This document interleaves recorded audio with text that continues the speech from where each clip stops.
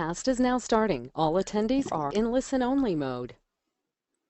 Good afternoon, everybody. This is Stephen Peters. I'm the president of the American Military Partner Association, and I am so glad that you have joined us today for our webinar on resume writing for USAJobs.gov. This is just another way that we're proud to be leading the effort in education, advocacy, and support for our modern military spouses and their families.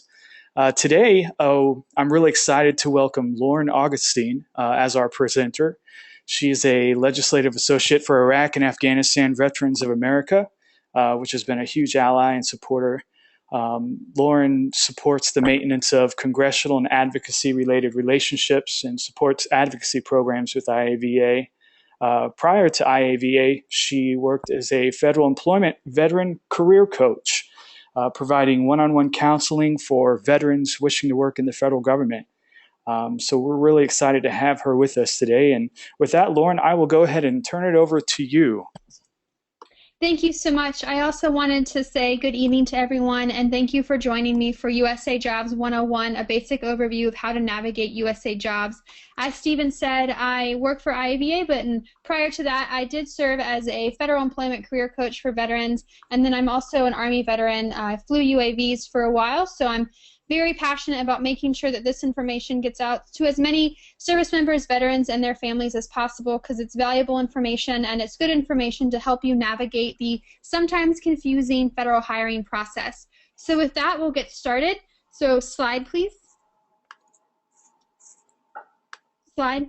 So some USA Job basics. USA Jobs is hands down the best place to look for a federal position. The vast majority of all available federal positions will be listed on USAJobs.gov.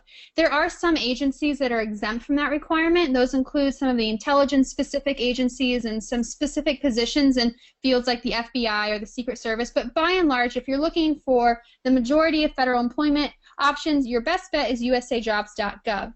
It is a huge system. It can be a complicated system, but I'm here to tell you it can work.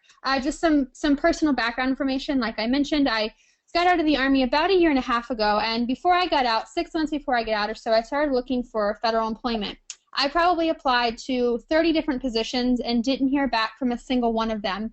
But after I served as an employment coach, when I was looking for my next job, I applied to 3 federal positions using the sort of principles outlined in this webinar, and I received offers for all 3 positions. So with a little bit of knowledge and a lot of effort, it can be done.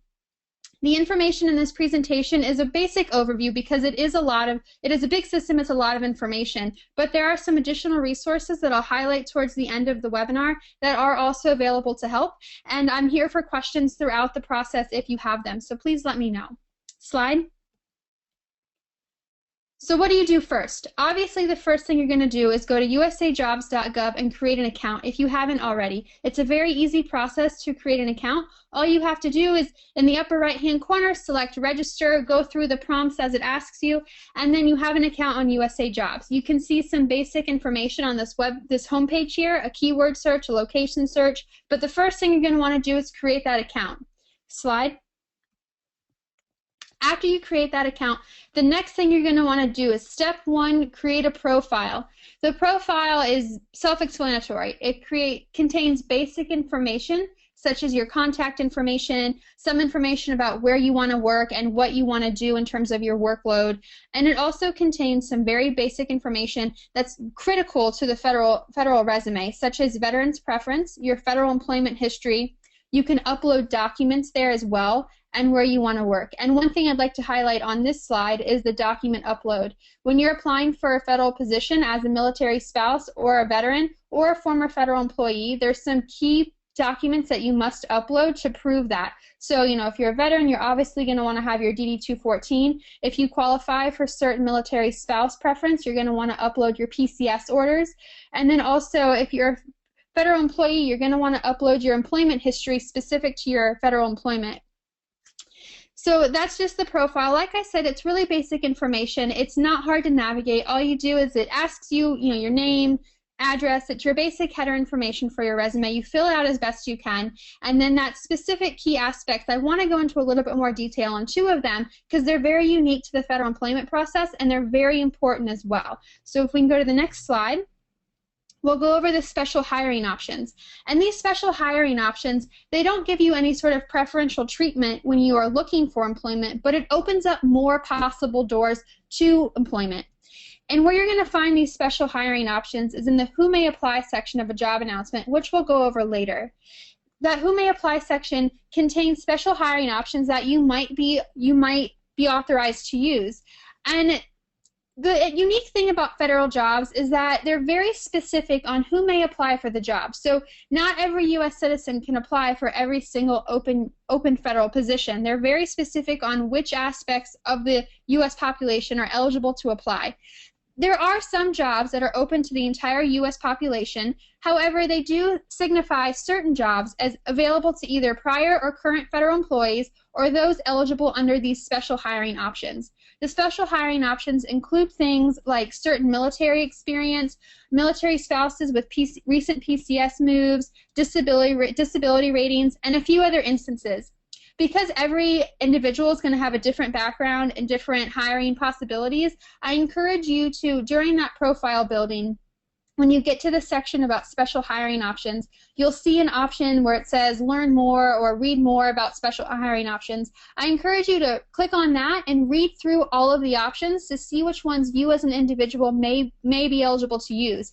And then make sure that you click those that you are eligible to use on your profile and save it. That way it's confirmed in your profile and you can upload the required documentation to prove it and you're ready to go and you have more doors open to you in USA Jobs. Slide.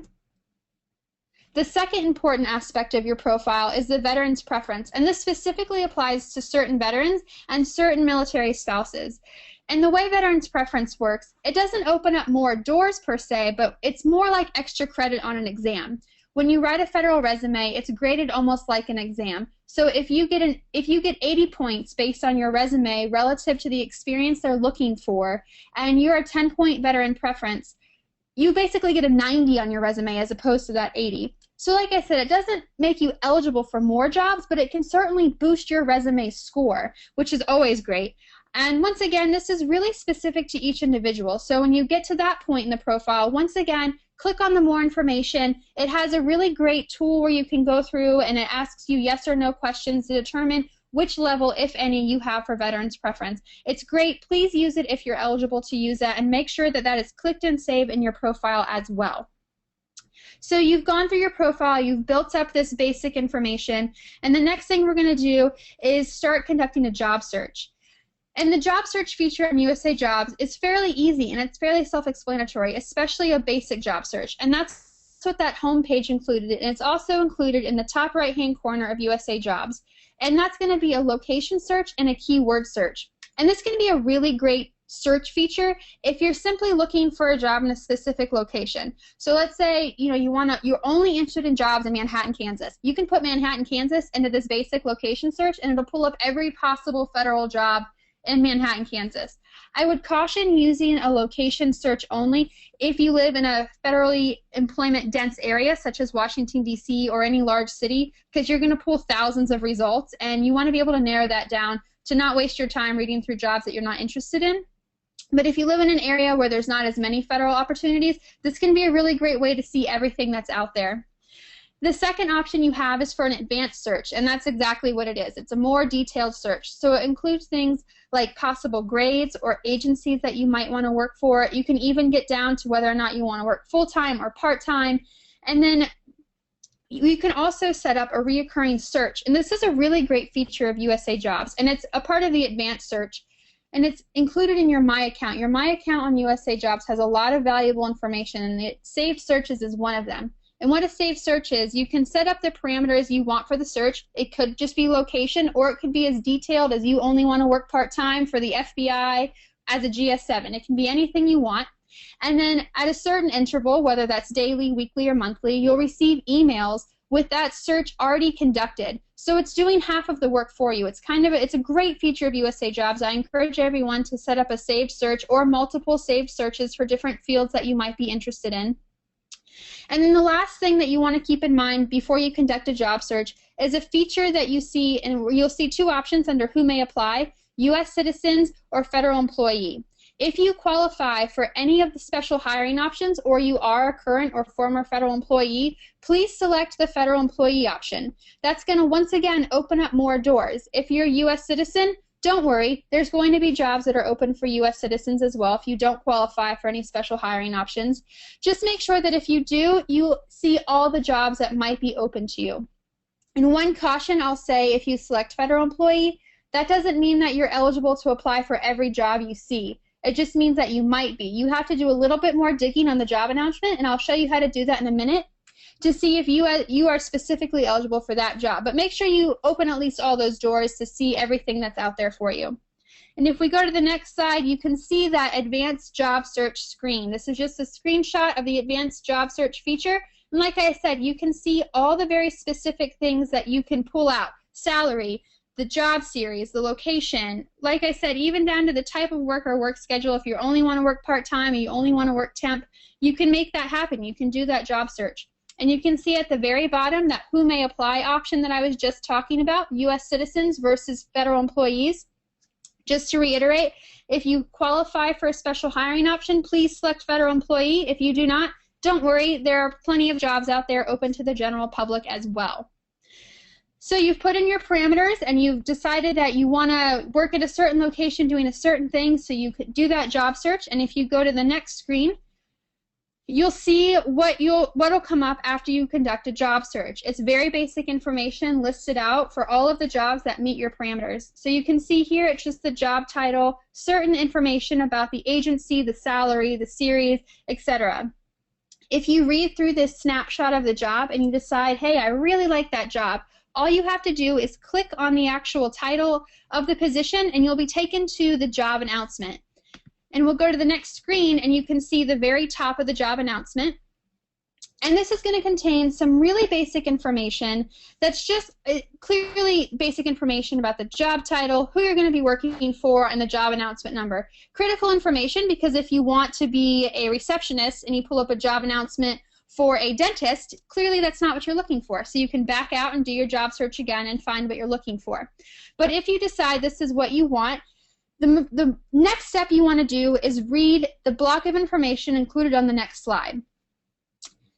And I can't stress enough how important it is to read the entire job announcement front or top down to make sure that you've read through everything, you understand everything, and that you are fully qualified and eligible to apply for the job. So looking at this, I just want to break it down a little bit and explain everything to make sure that you're not going to waste your time applying for a job that either you're not qualified to apply for or you don't want to apply for. So that first one is pretty basic, salary range. It's going to show you how much you possibly could make at the job. And you see there is quite a range there. And it works very similar to the military pay scale, so it should be familiar. You can have a GS7 who makes a little over $42,000 or a GS7 with a little bit more experience that makes more than that. So just like an E5 with 3 years of service makes one pay scale, an E5 with 7 years of experience makes a different pay scale. It's the exact same concept. They just call them steps instead of years of service. The next one down is the open period. This is also a critical thing to look at, because that closing date, you must have everything submitted by midnight Eastern time on that closing date to be considered for the position. Kind of no ifs, ands, or buts. You have to have everything in by midnight of that date Eastern time to be considered. So it's very important, especially if you're applying to multiple jobs or jobs daily, you want to make sure that you're organizing them by the closing date and submitting everything on time. I'd hate to see anyone miss an opportunity because they didn't get their information in by the closing date. That's just important to look at. The next thing down is the series and grade. Pretty easy. GS7 is that pay scale. Those 4 numbers in the middle, 0301, are called a series. And everything in the federal government is broken down by series. So that 0301, this is just an example I pulled. That's an administrative series. You can also do a job search by series. If you find the series that you like, you can use that as a way to narrow down your job search, but it's not as important unless you know the exact series you want. It's not the most important thing on the screen. The position information is just telling you it's full-time. Promotion potential is letting you know that you'll come in as a GS7, but you have the potential to be promoted to a GS9. And then the duty location, once again, pretty self-explanatory. They've got one opening in the DC area. That last piece is very important, and the number one thing that you should look at before you consider applying for a job. Who may apply? This position is only available to veterans eligible for a non-competitive appointment. And this is just an example. So if you see something there, if it says all U.S. citizens, everyone can apply. But if it doesn't, make sure that you meet the qualifications listed, because if you don't, unfortunately, you're not even going to be considered right out of the gate. So I'd hate to see you waste your time going through the resume writing process if you're not even eligible to apply. A lot of jobs are open to multiple special hiring options or the general public. Just make sure that you are qualified before you even begin the tedious process of the resume. So we've gone through all that information. We've determined that we are eligible to apply. So the next step, if you go to the next screen, the first thing that you want to do after determining that you're eligible to apply for a job is to read the supplemental questionnaire embedded within the job announcement.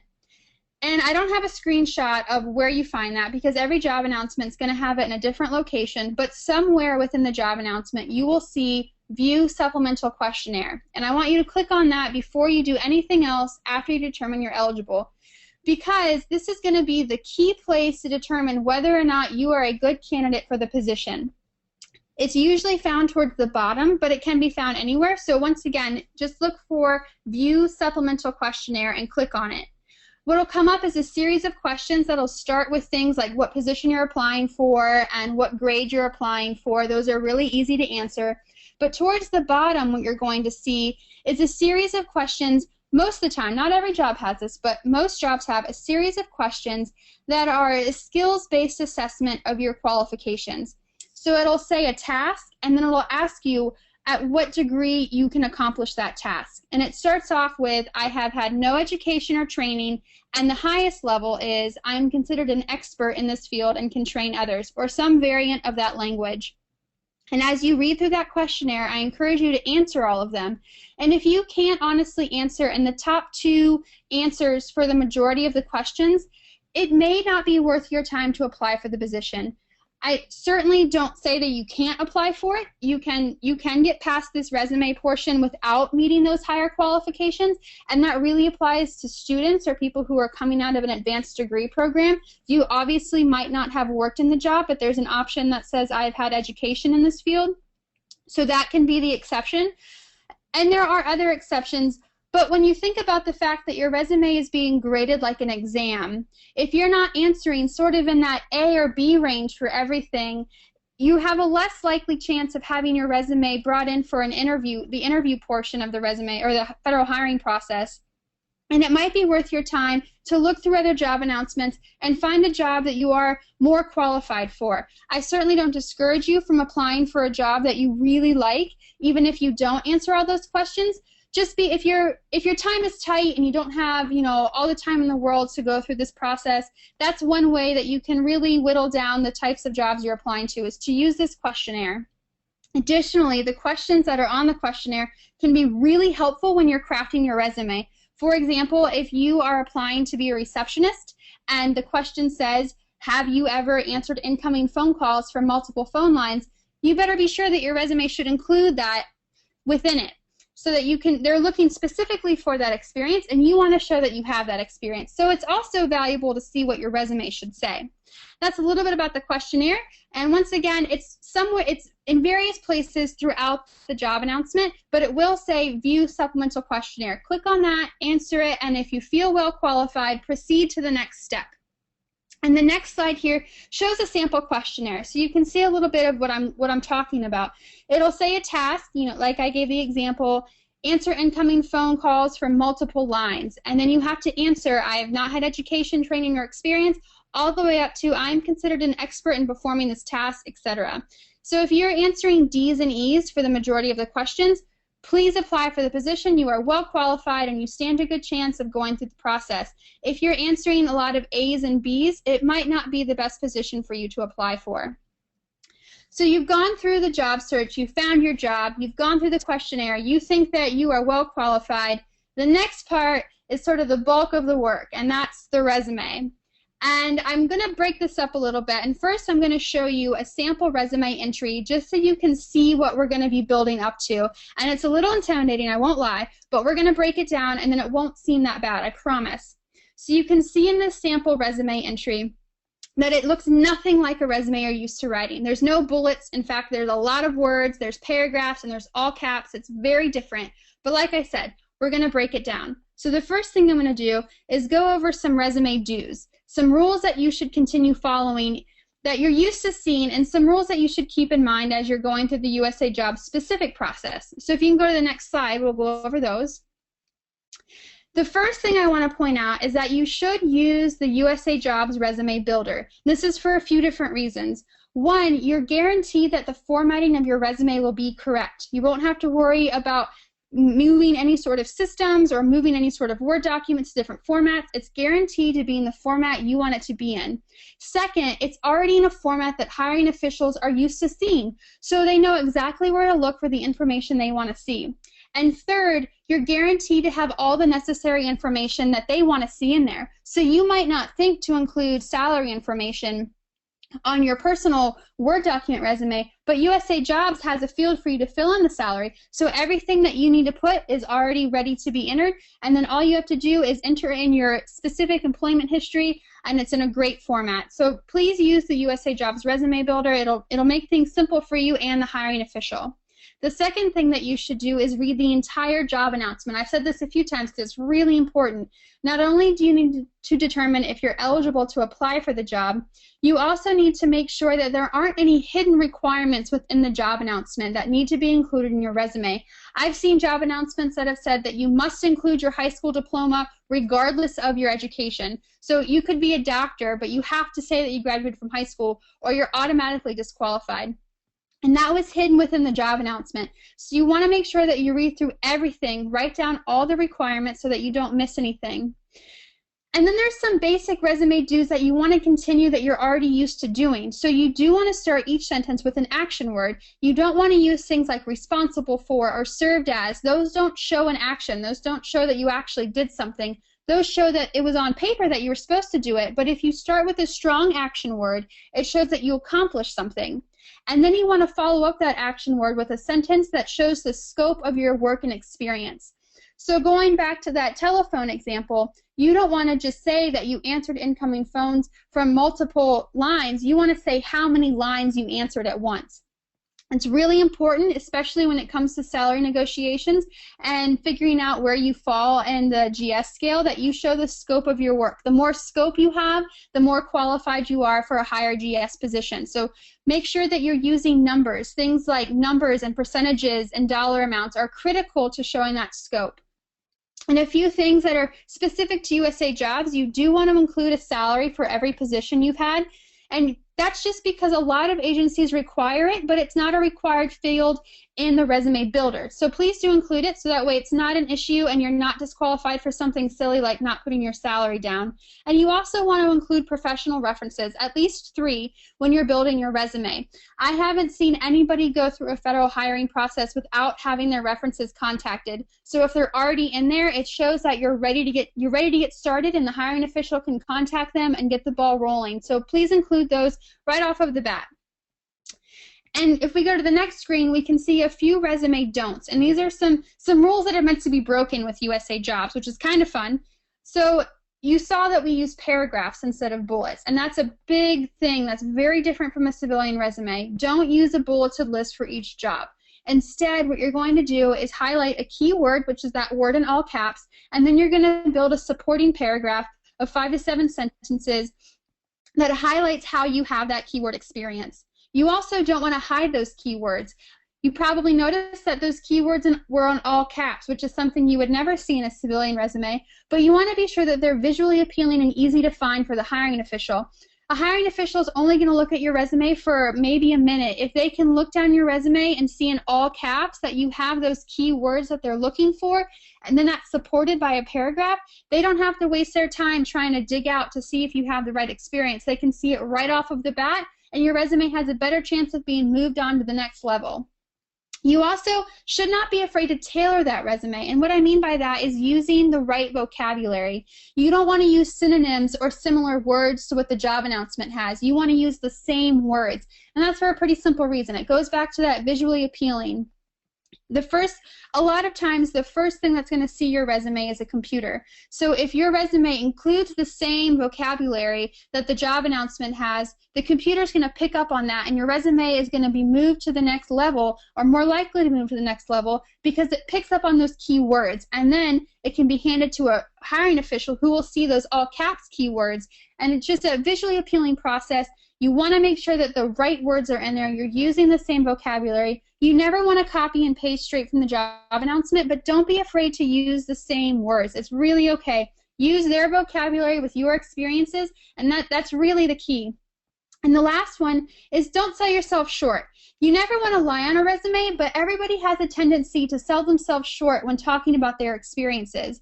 Your resume is really your best marketing tool for yourself, and you would never hear a company get on the TV and have a multi-million-dollar ad saying, well, our product is all right. You know, they always tout how great their product is. You want to do the same thing with your resume. You want to talk about how great you are, how much your experience directly relates to the job announcement, and really just make sure you're highlighting yourself in the best light. Don't be afraid to sell yourself. It's not a crime. It'll be okay. Don't sell yourself short.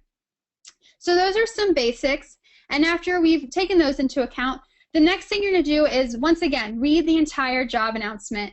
You're going to be looking for 3 important sections to build the bulk of your resume: the duties, qualifications, and KSAs, and we'll get into those specifically.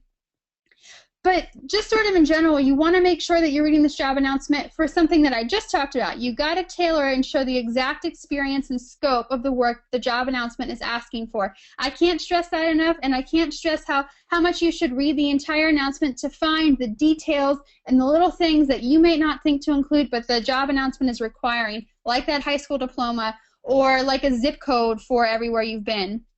So make sure you read the entire thing to get all the information necessary. So let's dig into a little bit more of how you're going to actually build the resume. We're going to look at this resume sample entry again, and we're going to focus on those all caps words. Those are called our key words. So you can see here I've got written communication and oral communication as my key words. You're going to put those in all caps, and all you have to do for the formatting, since you're using the USAJobs resume builder, is just make sure that you put a space in between each paragraph. That's all you have to do. There's no other formatting. It's just all caps and then a paragraph following, followed by a space. So where do we find these keywords? How are you going to develop your resume using these keywords? The first place you're going to look is something called the KSAs, the knowledge, skills, and abilities. Now on the next slide, we'll talk about that some more. So people who have been applying for federal positions for a while might be under the impression that KSAs have been done away with. Technically, yes, but they do still exist, and most job announcements still directly ask for KSAs. And in the past, what you had to do was answer KSAs in the form of a paragraph. So they would say, how have you had this experience doing this specific task? And then you write a paragraph saying how you've done that.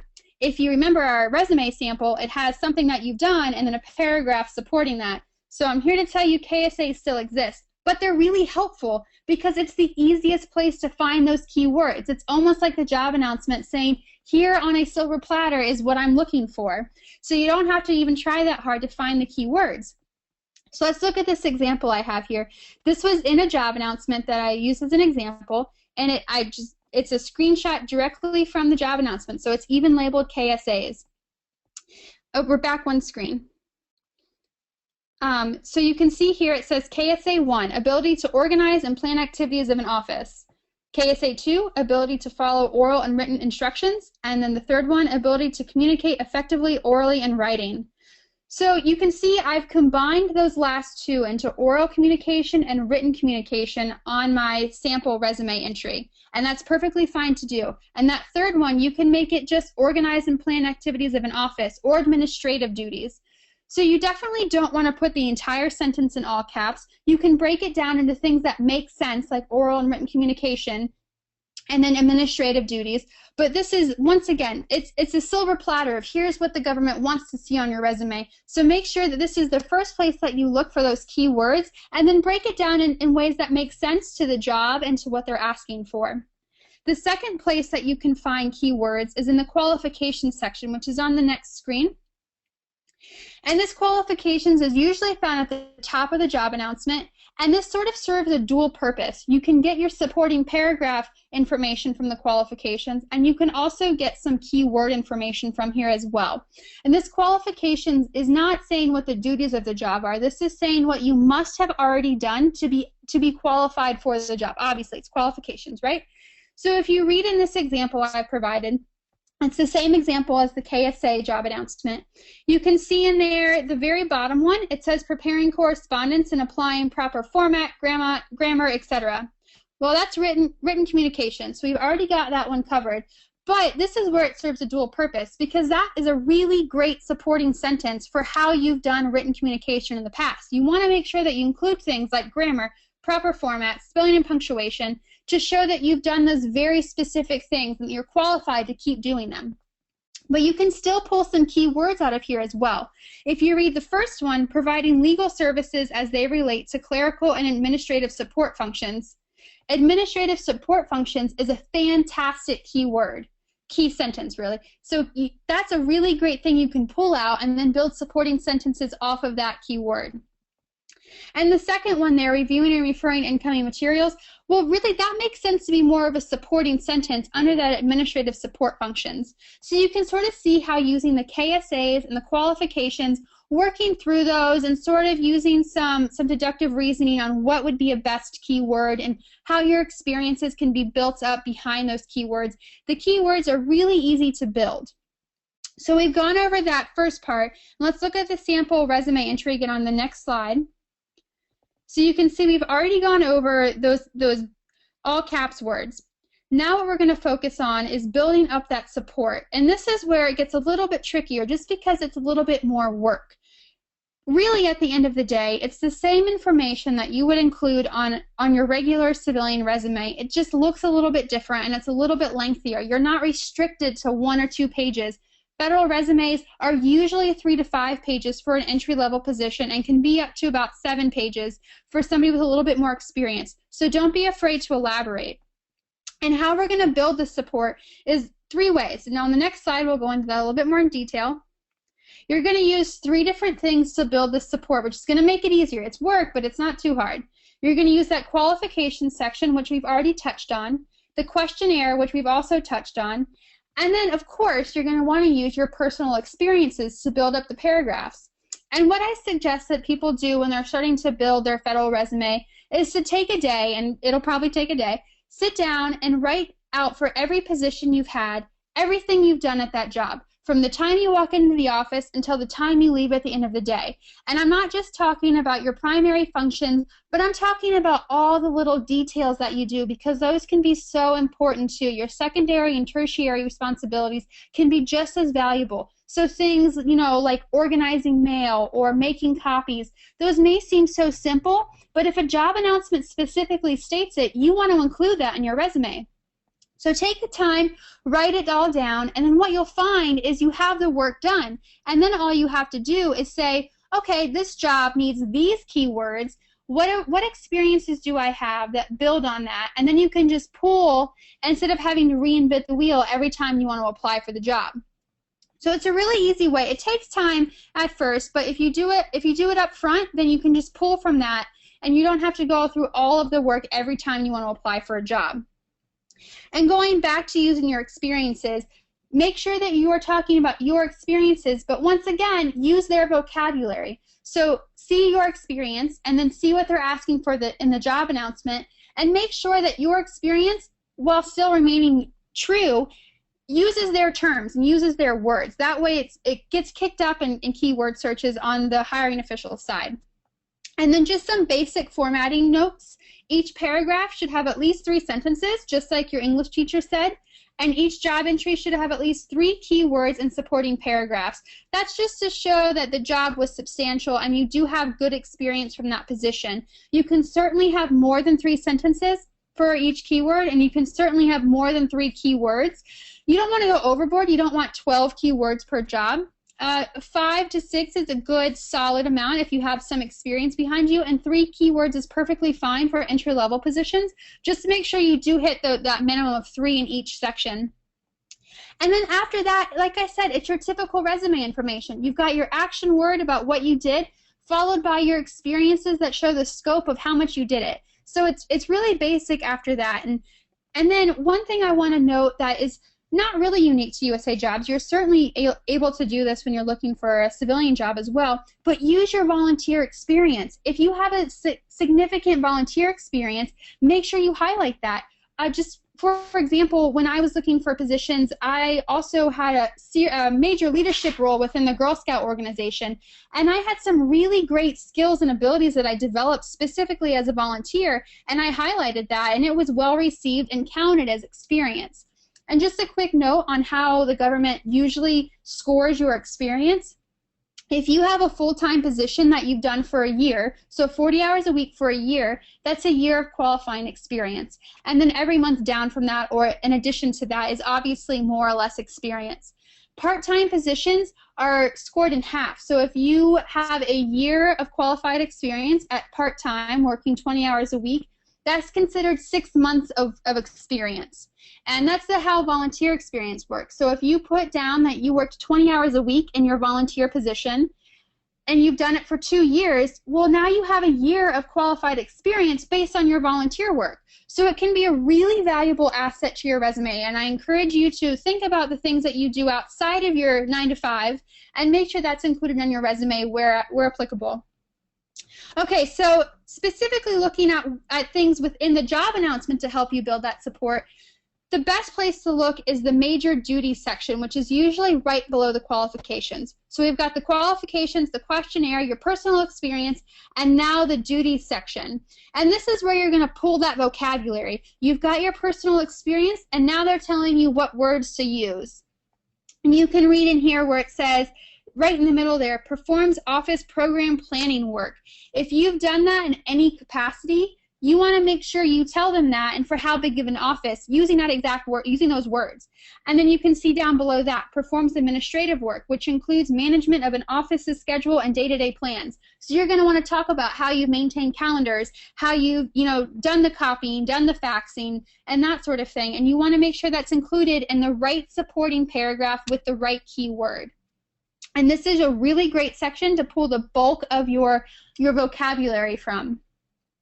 So that's sort of the basics of how to build the resume, and I know it's a lot of information, but it's all included in there, and it's once you do it once or twice, it can become a flowing process. And one thing that I want to make sure is clear is that you really do need to develop a new resume for each job that you write, because you have to tailor it. You have to make sure that you're using their specific duties, you're using their specific questions from the questionnaire to make sure you get past that visual search to see if you have the right experience. So it's tedious, but once you do it a few times, these paragraphs will be really easy to write, the keywords will be easy to find, and since you're using the USA Jobs Resume Builder, you don't have to worry about formatting. So the formatting can be the hardest part. USA Jobs makes that the easiest part. So after you've gone through and you've written your resume and you found the perfect job, you're ready to submit your application. And if we go to the next slide, I have really good news. Submitting is the easy part. The resume can be challenging, finding a job can be frustrating, but submitting is actually the easiest part of this whole process. On USA Jobs, you can hit apply online right on the job announcement, and it'll prompt you through everything you have to do to submit your application successfully. It'll ask you which resume you want to use from your USA Job account. You can have up to 5 resumes stored. It'll ask you which one you want to use. It'll also ask you which documents you want to choose. So that's going to be your DD-214s or any college transcripts. You can click on those, and those will be included as well. And then it'll prompt you through the specific agency's application manager. That's where you're going to answer the questions that you've already read from the supplemental questionnaire. And then really it's just confirming that everything's put together, and then you hit submit. It's that easy. It's I promise you, the easiest part of this whole process. I've never experienced technical difficulties when doing it myself or coaching somebody through the process, but if you do experience technical difficulties, which is really the only difficult thing you should have because you've already written your resume and you've already answered the questions and you've already uploaded your documents, then there are appropriate contacts. There's an HR contact listed on every job announcement, and sometimes the application manager will also have a IT phone number that you can call if you're having specific difficulties. Because it is a computer system that it runs off of, I encourage you not to apply for a position at 11 o'clock the night it closes in case you have any technical difficulties.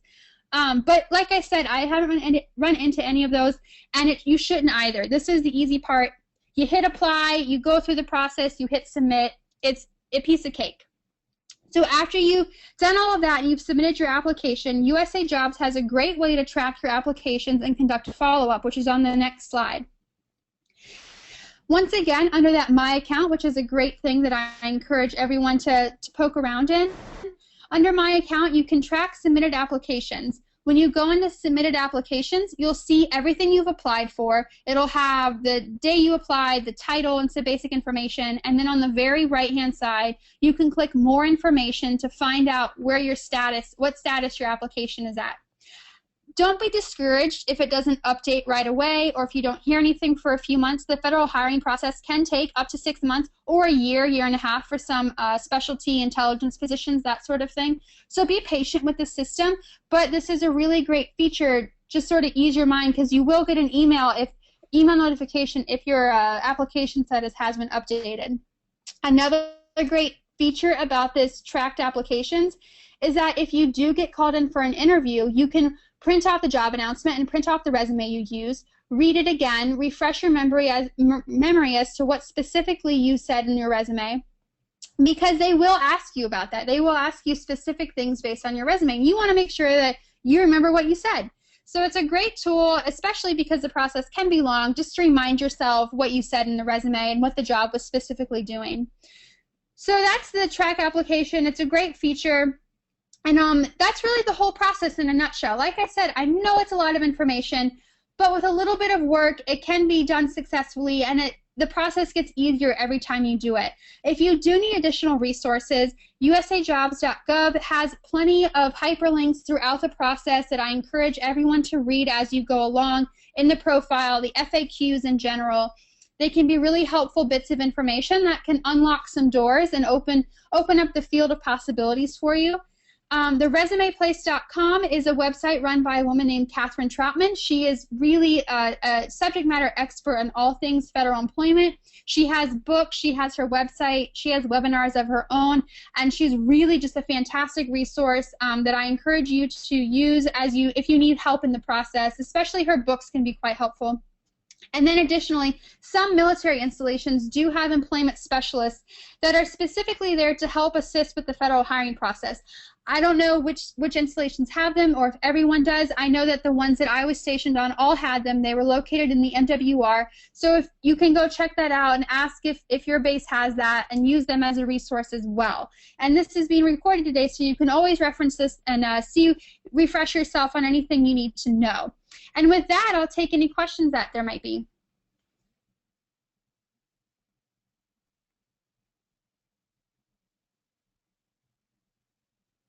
If anyone has any questions, you can type them in the questions box or raise your hand. Lauren, we have a question from Lynn Thomason. She asked, how far in advance of ETS retirement should I apply? Can I work while on terminal leave? You can work while you're on terminal leave under certain situations. That's something that you're going to want to talk to the hiring official about for the job that you're looking at. And I would suggest starting to look for a position about 6 months before you're ready to separate, because the process can be tedious. You really can't start looking before that 180-day mark, but 6 months out, definitely get started, and really 4 months out, be really serious about it, because it is a long process. Okay, thank you. Rachel asked, does volunteer experience go in the body of the resume, or does it go in a separate section? It's going to go into the body of the resume as if it were a regular job. So you're going to fill out the same header information, the only difference being where it asks for salary, you just put a 0, and then you fill out everything else as normal. Okay, thank you. Daniel asked, being a veteran and a military spouse, will that give you more points or preference on the position? That's going to be really specific to your certain situation, and that's where I encourage you to end the profile building when you get to those sections for veterans preference and then also the special hiring options. They're two separate things. read the hyperlink in there to learn more, to see which ones you apply for. And if you apply for all of them, check all of them. But make sure you're checking the correct ones that are specific to you. Okay, thank you. The next question is, can I use an internship for grad school for experience? Absolutely. You want to use all the experience you have, volunteer, internship, unpaid work, and your regular job experience. It's all going to go in the same format. You just fill out the salary and information appropriately in the header information. Okay. Caroline asks, where will the slides from this session be available on the web? And I can answer that question, Caroline. It'll be on our website. If you go to militarypartners.org, you can click on the resources tab, and it will be listed there with our other webinars. We'll also post it in our private online support network, which reminds me, if any of you are not in the private group on Facebook, just message us on Facebook and we'll get you added there. The next question, actually, it's just a thank you very much from Richard. Thank you, Richard. Thank you for joining, Richard. Lynn asks, do we list our clearance? There is a section on there that asks for your clearance. I didn't go into much detail past the employment history because that's the confusing part of the federal employment process. But the resume builder on USAJobs does also have an education section and a few other sections that it will fill out. It'll ask you, you know, where you went to school and when you graduated, and they're easy to fill out. And the security clearance is also part of that. Okay. Next question is, I'm a 30% disabled vet, and I heard that you can apply for the job after they closed out in USAJobs. Is that true? It can be true for certain disabled veterans. However, I discourage you from counting on that. The best bet is to make sure you get your application in before midnight of the closing date, because then if you do it afterwards, you're going to have to go to the hiring official and contact them and go through another process to get your application submitted.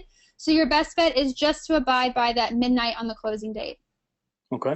The next question is, if it says that my resume has been referred, exactly what does that mean? Can I expect to hear a follow-up? So your resume being referred means that it's gotten through the first stage of the process, and that's great news. After that, it's going to go through a few more stages, and you might expect to hear back about an interview, but there could be a significant lag time between that. So just be patient, and if you don't hear anything in like three to 4 weeks after you see that come up on your application status, you can contact the HR contact listed on the job announcement to see where you are specifically. Okay. Next question is, I recently graduated with my AA in Miami, and I'm a military spouse. Would it still be worth it to apply to USAJobs when I don't have any work experience at all? Absolutely. That goes back to finding the questionnaire that fits your qualifications. There's federal jobs for every range of education and work experience. So it's all about just doing the job search to find the one that you're qualified for. You know, there's jobs ranging for people with an AA in Miami all the way up to doctors in DC. So just do the job search, and I think you'll be surprised at what you'll find. Okay. Next question. Is there a specific grade I need to search for as entry level? That really depends on your education and experience. Entry level for a bachelor's degree is usually a GS7 to GS9. But you can have experience that's greater than that. The great thing about the federal employment process is that education and experience are really interchangeable. So you might not have a bachelor's degree, but if you have 10 years of experience, you might be higher than that. So once again, I encourage you to go into that questionnaire and see what entry level is for your exact education and experience. Okay. Next question asks, if we had a clearance in the past, would we list it? So you can list expired clearances, but that's something that would be very specific to the agency and job that you're applying for. If you're applying for a job that needs a clearance, I would contact the HR official listed to make sure that you can list it. If you're applying for a job that doesn't need a clearance, it wouldn't be worth it to list it. Okay. What is the best way to show the military vehicles you qualify to operate on your resume? Should that be in its own section? If so, which one? So if you have certain certifications and licenses, there is a separate section for that, and you will just list those out with the what the license and certification is, and then the year you received it, much like you do a civilian resume. That's in one of those additional sections after your employment history. And you do want to put anything that you are qualified to work on, especially if you're going to look for a job that's going to require those same certifications. If you're applying for a job that's really not relevant to what you drove in the military, you don't necessarily have to list all those because it won't really help your application, but certainly list those in the certifications and licensures section as needed. Okay. Next question is, I'm a divorced military spouse with an SF-50 from the year 2000. Do I qualify under any kind of special hire? So this is a case where I'm going to reference back to the OPM links within the profile section of USA Jobs, because you might have certain situations within your individual experience that do qualify you. I don't want to be the expert, not having you right next to me to look at your documentation. So please do reference the OPM links within USA Jobs about the special hiring options, especially with the SF-50. That's a form for former federal employees. Please reference that and see what you qualify for. Next question is the federal government more or less willing to consider someone who may be overqualified? You know, that's a really tough question. I don't have a very good answer for it. The best thing I can say is that if you're finding yourself overqualified for a position, then type into your search parameters the next grade higher. That way you're looking for positions that you are qualified for as opposed to overqualified for. And then also, as you go through the process, I think the federal government would find you less likely to be overqualified, but it depends on what you're teaming overqualified. You still have to be able to show that you have the relevant experience. So you could be a lawyer, but if you're applying to be something that you're not really qualified for, it doesn't matter that you're a lawyer. You're not overqualified. You're just not necessarily qualified for those experiences. So if you're finding that you're overqualified for work that you want to do, just make sure that you're looking a grade higher, which is great because it's more money. And if you're finding that you're overqualified because you don't have the right experiences, then look for positions that do meet your experience background. Okay. Are there any restrictions or special requirements for listing a bachelor's degree from another country?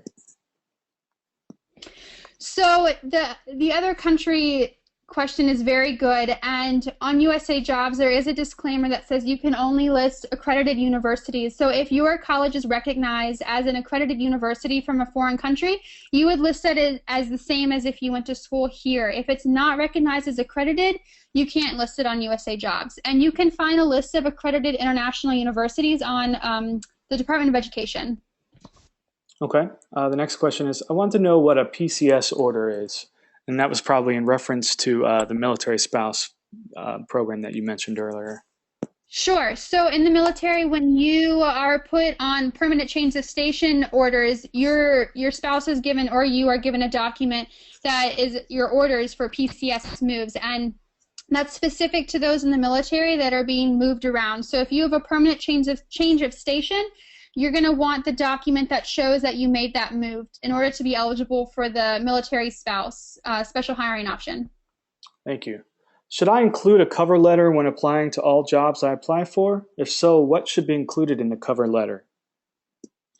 So I purposely left out any information about a cover letter because federal jobs is really not worth your time to write a cover letter. When you're applying for civilian jobs, it's a very different story, and most civilian jobs do want to see a cover letter. But the federal government, you're giving them a 5 to 7 page resume to begin with, so they don't want to see additional documentation. You're fine with just the resume on USA Jobs, okay, unless the job announcement states otherwise.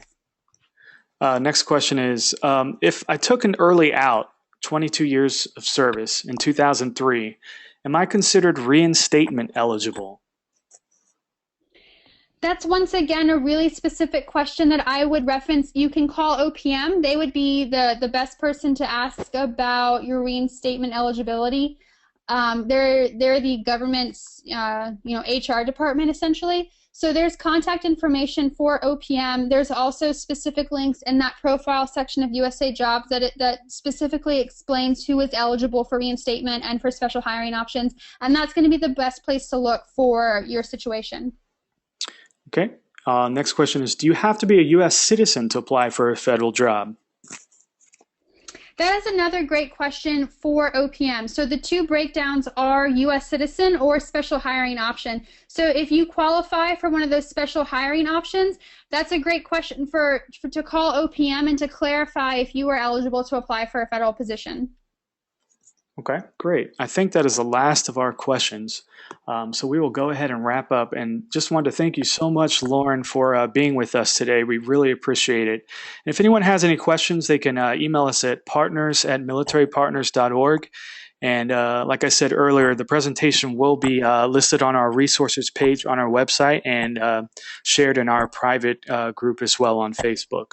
So again, thank you so much, Lauren, for being with us, and thank you everyone for joining us today.